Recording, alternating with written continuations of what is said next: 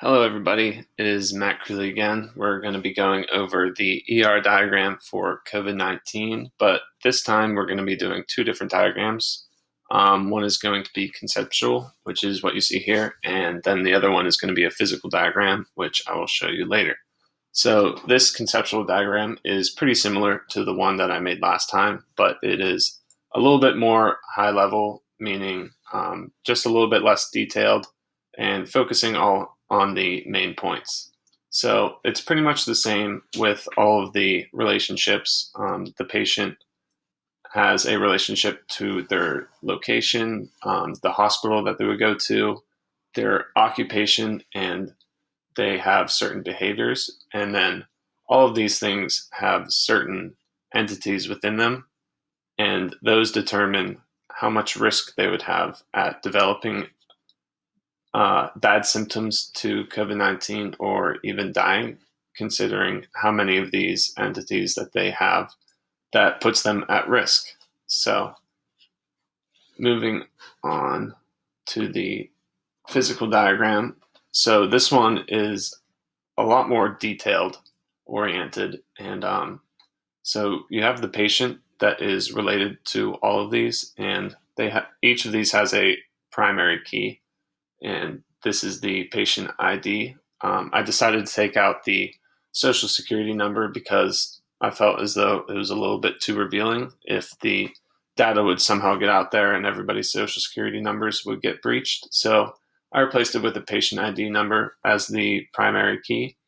And then all of the same risk factors from the last page are right on underneath there.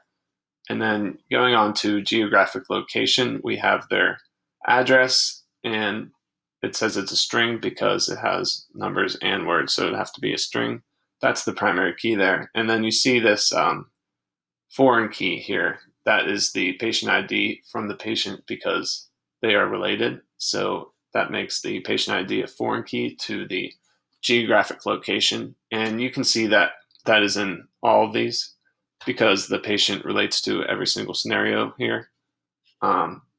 And then I included all of the other instances of possible that develop risk underneath all of these as well.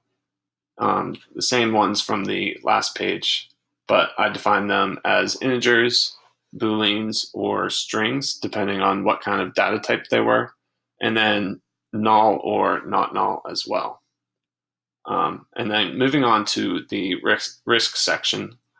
The risk section is all of the primary keys from the earlier groups, but it has a new primary key called the risk ID, which is basically the number of risk that they would have, just putting it in terms of a number 1 to 10, 10 being the most risk and 1 being the lowest amount of risk. And then all of the previous primary keys are now the former keys for the risk section. And just to show you this and a little bit easier to see, I created some example tuples for the data that I went over right before. And I actually plugged in some numbers, locations, and just instances of the data that I was looking for. And I put all of the primary keys in blue just to make it easy for you guys to see. And then all of the foreign keys are in orange, so you can see that every single group has the patient number since the patient relates to all of them. And the risk section has all orange because it is taking all of these primary keys and putting them into foreign keys. So that is pretty much everything. Thank you for listening. Bye.